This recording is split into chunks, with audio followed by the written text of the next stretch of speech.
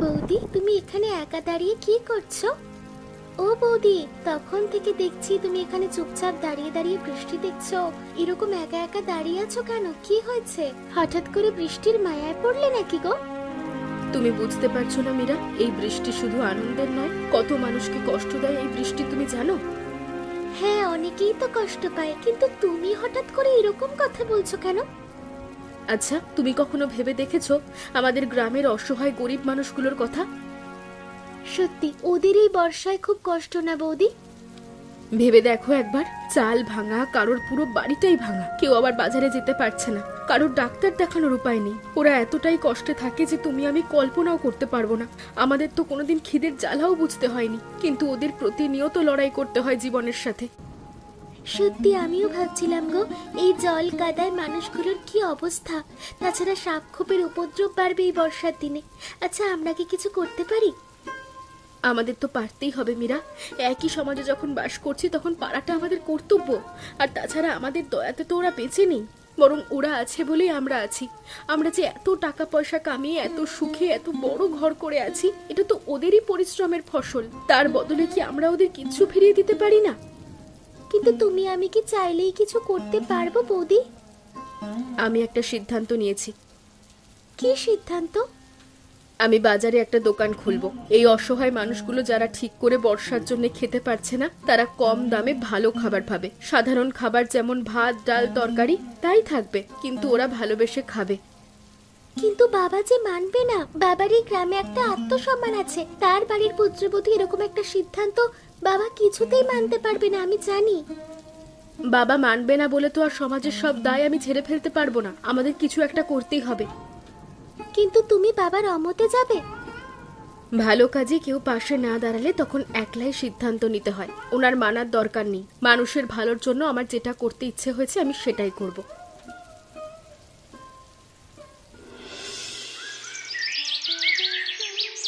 নাও নাও, তোমরা আনন্দ করে খাও। টাকার জন্য কাউকে চিন্তা করতে হবে না। আমি তোমাদের পেট ভরে খাওয়াতে এসেছি, টাকা উপার্জন করতে নয়।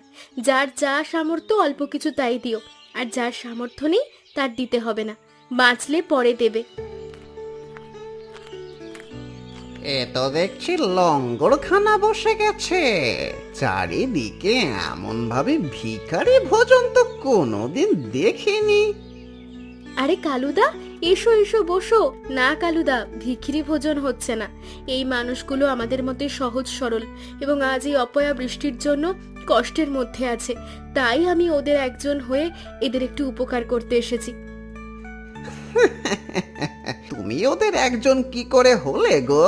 তুমি তো মোড়ল বাবুর ঘরের বৌমা। তুমি ভুলে যেও না কালুদা, যে আমরা সবাই এই সমাজের অংশ এবং এটাই আমাদের প্রথম পরিচয়, আর তারপর আমাদের অন্য পরিচয়।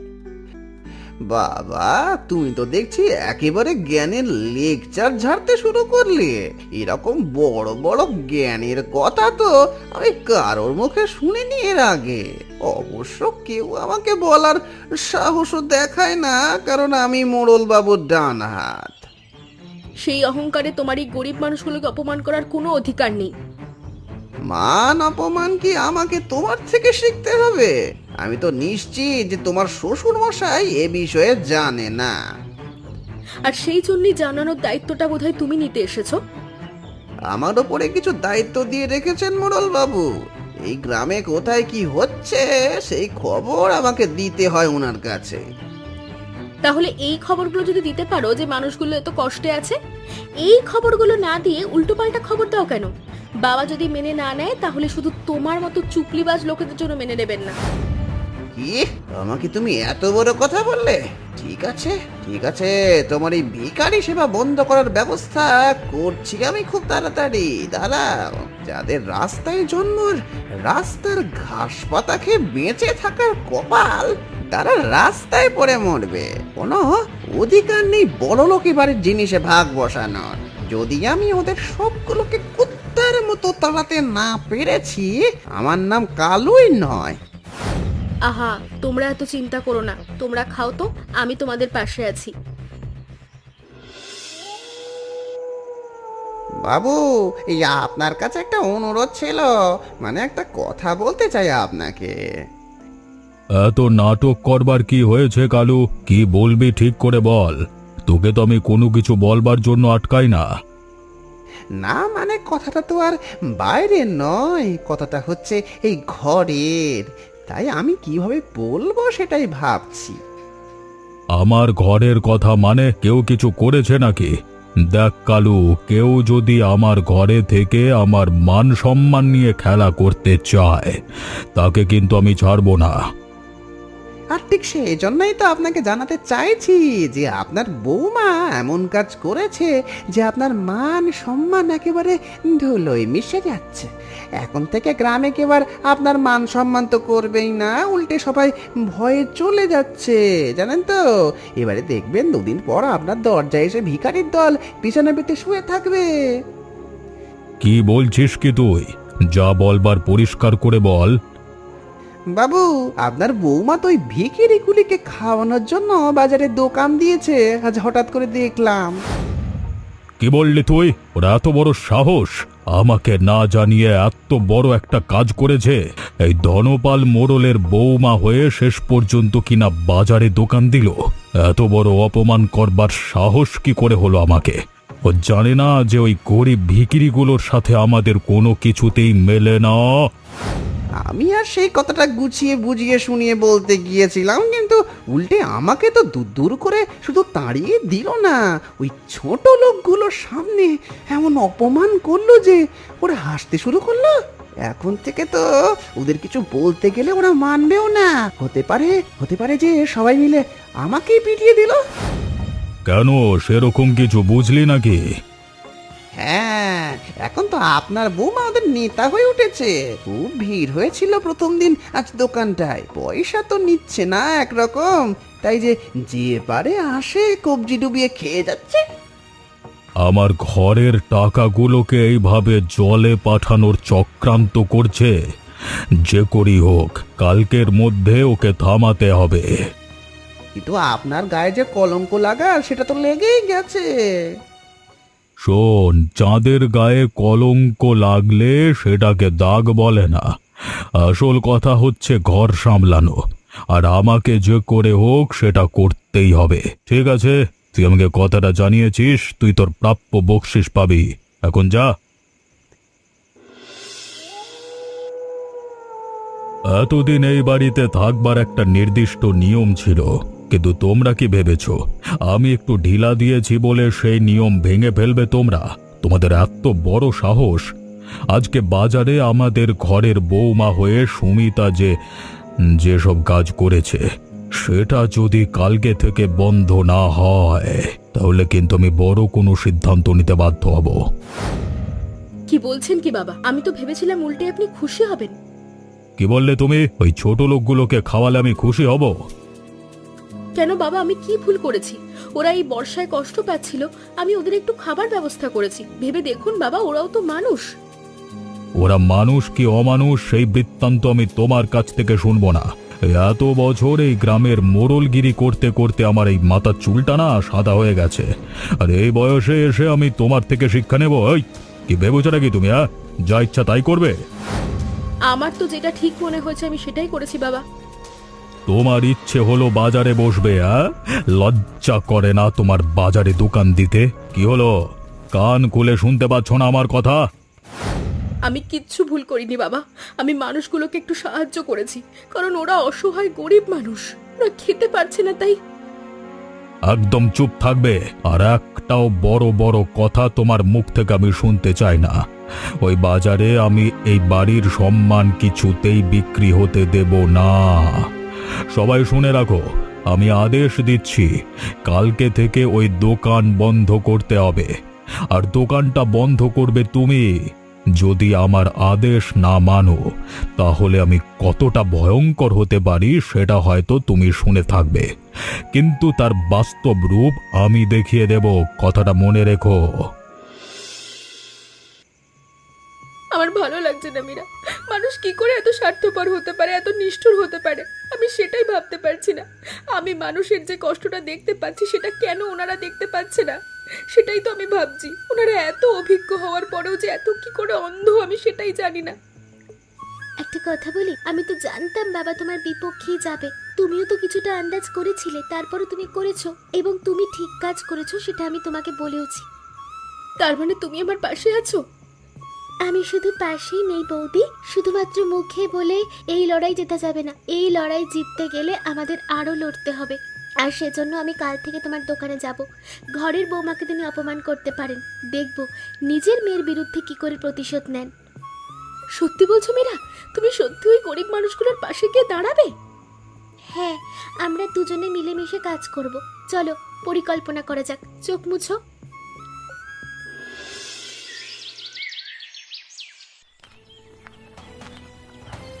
দাঁড়াও, তোমাকে আমার বাড়ির বৌমা বলতে আজকাল লজ্জা হয়। কেন বাবা, কি হয়েছে? কি হয়েছে? তুমি বুঝেও না বুঝবার ন্যাকামোটা কেন মারাচ্ছ? কালকে রাতে অত ঝামেলা, অত কিছু বলবার পরেও তোমার লজ্জা নেই যে আজকে পা তুলে বাজারে বসতে যাচ্ছ? বাবা, আমি কোনো বাজারে বসতে যাচ্ছি না, আমি গরিব মানুষগুলোকে সাহায্য করতে যাচ্ছি। আর সেই সাহায্যের জায়গাটা কোথায়? যদি আপনি বলেন তাহলে আমি এই বাড়িতে ডেকেও সাহায্য করতে পারি। একদম বড় বড় কথা বলবেন আমার মুখের ওপরে। ওই নোংরা লোকগুলোকে আমি আমার বাড়ির ত্রিসীমানায় আসতে দেব না কোনোদিন। কিন্তু আমাকে যে আমার দোকানে যেতেই হবে বাবা। যেতে হবে যখন তুই যা, আর একেবারে বাড়ি থেকে দূর হয়ে যা।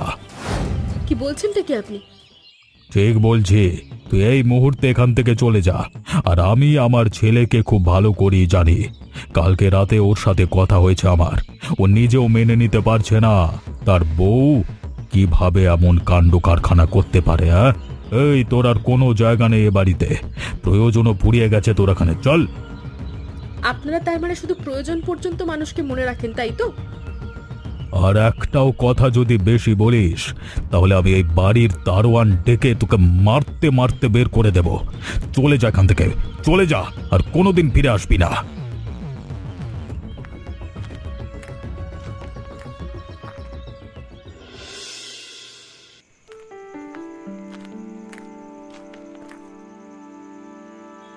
ওখানে গাছতলায় ওটা কে বসে আছে? একজন মেয়ে মানুষ মনে হচ্ছে বসে কাঁদছে। যাই তো দেখি।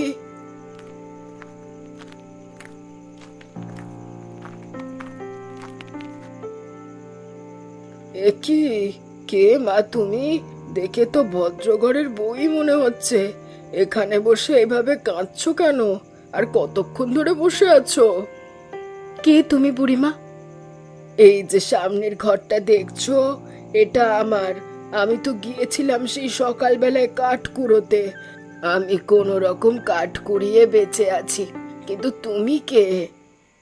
আমার পরিচয় জেনে কি করবে বুড়িমা?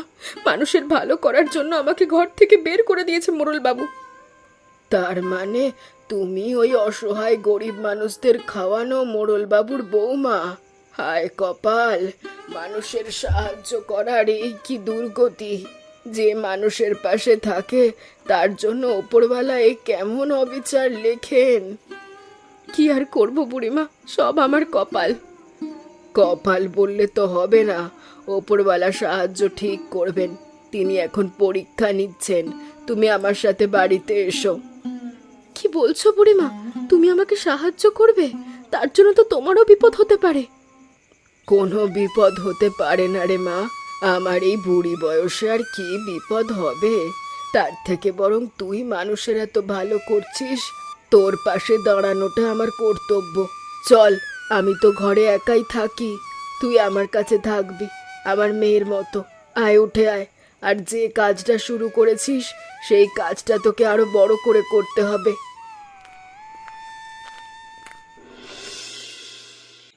তোমরা খাও, আরো বেশি করে খাও। বাড়িতে যদি বাচ্চা বুড়ো মানুষ কেউ থেকে থাকে তাদের জন্য নিয়ে যাও, কোনো অসুবিধে নেই। বৌদি, জীবনে প্রথমবার মনে হচ্ছে এমন আনন্দ পাচ্ছি আমি। আমি তোমাকে বলেছিলাম তো, এই গরিব মানুষগুলোর পাশে দাঁড়ানোর থেকে বড় আনন্দ আর কিছুতে নেই।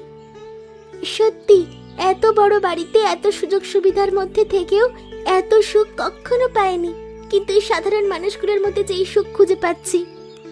আর ঠিক সেই কারণেই তো ঝড়ঝাপটা মাথায় নিয়ে এত কিছুর পরও ওই বাড়ি থেকে হাসতে হাসতে আমি বেরিয়ে এসেছি, শুধুমাত্র এদের মুখের দিকে তাকিয়ে। দেখো বৌদি, আরো কত মানুষ ভিড় করেছে। তবে তুমি না থাকলে আমি কখনো এটা পারতাম না মীরা। বুড়িমা যেমন আমাকে আশ্রয় দিয়ে বাঁচিয়েছে, তেমন তুমি আবার এসে আমাকে অনুপ্রেরণা দিয়েছো।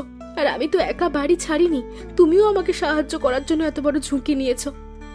আমাদের এখন এইসব আলোচনা করার থেকে এই মানুষগুলোর পাশে থাকাটাই জরুরি। এখন মনে হচ্ছে এরা সবাই আমাদের ভাই বোন। একদম ঠিক কথা বলেছো তুমি মীরা। দেখো দেখো, কত মানুষ খাবার না পেয়ে লাইনে দাঁড়িয়ে আছে। চলো ওদের খাবার দেওয়া শুরু করি। আমাদের যতই প্রতিরোধ বা বাধা আসুক, আমরা এইভাবেই মানুষের পাশে দাঁড়িয়ে থাকবো, সব ঝড়ঝাপটা উপেক্ষা করব। এই এসো এসো, তোমরা কেউ তাড়াহুড়ো করবে না, সবাই লাইনে দাঁড়াও, এক এক করে খাবার দেওয়া হবে। কি হয়েছে রে মা, তুই এরকম করছিস কেন? তোর সন্ধ্যা থেকে কারোর সাথে কথা বলছিস না, এরকম ভাবে পড়ে আছিস একদিকে। ও বাবা গো, আমার খুব কষ্ট হচ্ছে গো বাবা। কি হয়েছে তোর? হ্যাঁ হ্যাঁ গো বাবা, শুধু জ্বর নয়, প্রচন্ড গা হাত পা ব্যথা করছে আমার, কিচ্ছু ভালো লাগছে না। ও মা, এ তো দেখছি জ্বরে গা পুড়ে যাচ্ছে একেবারে। আমার কিছু ভালো লাগছে না। তুমি কিছু চিন্তা করো না গো বাবা। কিন্তু এক্ষুনি তো ডাক্তার ডাকতে হবে, আর তাছাড়া ডাক্তার দেখার মতো পয়সা কই আমার কাছে। চিন্তা করো না বললেই তো আর হয় না। না না না, যে করেই হোক আমাকে ডাক্তার ডাকতেই হবে। তুই একটুখানি শান্ত হয়ে শুয়ে থাক মা, আমি এক্ষুনি ডাক্তার ডেকে আনছি।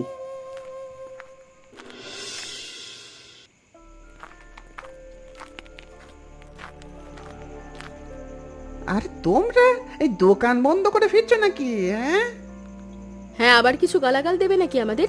যা ক্ষতি করার তা তো করেইছো। না গো না, আমি বড় অসহায় অবস্থার মধ্যে পড়েছি। সেটাই তো দেখে মনে হচ্ছে। এরকম দৌড়তে দৌড়তে কোথায় যাচ্ছো কালুদা এই সন্ধ্যায়? আমার মেয়ে পটলের বড় অসুখ গো বৌদি। কি হয়েছে পটলের? প্রচন্ড জ্বর, আমি বাড়িতে গিয়ে দেখলাম। আর তার সাথে গা হাত পায়ে যন্ত্রণা করছে বলছে। মেয়েটা আমার বড় কষ্ট পাচ্ছে গো বৌদি। এদিকে হাতে একটা টাকাও নেই যে যদি ডাক্তার দেখাতে না পারি তাহলে তো মেয়েটা আমার চোখের সামনে শেষ হয়ে যাবে, আর আমি সেটা কিছুতেই বাবা হয়ে চোখে দেখতে পাবো না। তোমাকে কিচ্ছু চিন্তা করতে হবে না কালুদা, পটল আমাদেরও মেয়ের মতো, ওকে আমরা ডাক্তারখানায় নিয়ে যাব। কিন্তু আমি যে তোমাদের এত খারাপ কথা বলেছিলাম, আর আমার জন্য যে তোমাদের এত খারাপ সেটা। একটা বাচ্চা মেয়ের শরীর খারাপের সময় এত কিছু মনে রাখতে নেই, তাড়াতাড়ি চলো।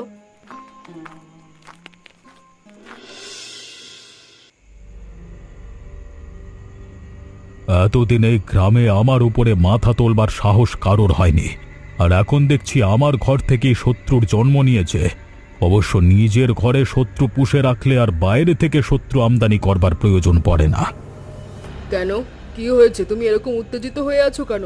তোমার শরীর খারাপ করবে তো? করুক শরীর খারাপ, আমি ভেবেছিলাম এই বাড়ি থেকে তাড়িয়ে দিলে পয়সার অভাবে ওদের ব্যবসা বন্ধ হয়ে যাবে, কিন্তু তার উল্টোটা হয়েছে। তার মানে? চাষিরা নিজেরা এগিয়ে এসে এখন বৃষ্টি থামার পরে সবাই নিজেদের ভাগের থেকে অর্ধেক ভাগ ফসল এই গ্রামের মানুষের পাশে থাকবার জন্য আমার মেয়ে আর সাধের বৌমাকে দান করছে, যাতে তারা ভালো করে দোকান চালাতে পারে। তার মানে দোকান বন্ধ হওয়া তো দূর, আরো ভালো করে চলবে। সেটাই তো বলছি, ঘরে একটা শত্রু থাকলে আর দেখতে হয় না। তাহলে তুমি কি করবে ভাবছো? যে করি হোক ওদের থামাবো, আর সেটা আমাকে করতে হবে খুব তাড়াতাড়ি, না হলে ধন প্রাণ সব কিছু মারা যাবে আমার, আর আমি সেটা কিছুতেই হতে দেব না।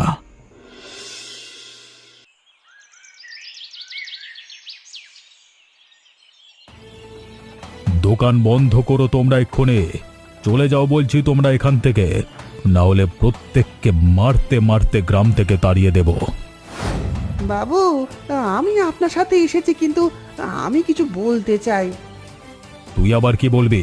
তোকে তো নিয়ে এসেছি ওদেরকে মারতে মারতে তাড়িয়ে দেওয়ার জন্য রে। ওই না বাবু, এই দোকান বন্ধ হবে না, আমি ওদের পাশে আছি। কি বলছিস কি তুই? নিজেই একদিন এই দোকান বন্ধ করবার জন্য আমার কাছে এসেছিলিস, আর আজকে তুই ওদের দলে চলে গেছিস? তো লজ্জা করে না ছাগল? না, লজ্জা করছে না, কারণ ওই বৌদির জন্যই আমার মেয়েটা প্রাণে বেঁচে গেছে। আর তোমরা সবাই শোনো, এই খাবার তোমরা যত খাবে ততই গ্রামের মানুষজন সুস্থ থাকবে, কারণ এই টাকা মানুষের কল্যাণে লাগবে এবং এমন ভালো খাবার গ্রামের মানুষের সুস্বাস্থ্যের জন্য ভালোই হবে। তুই কি বলছিস? আমি তো কিছুই বুঝতে পারছি না।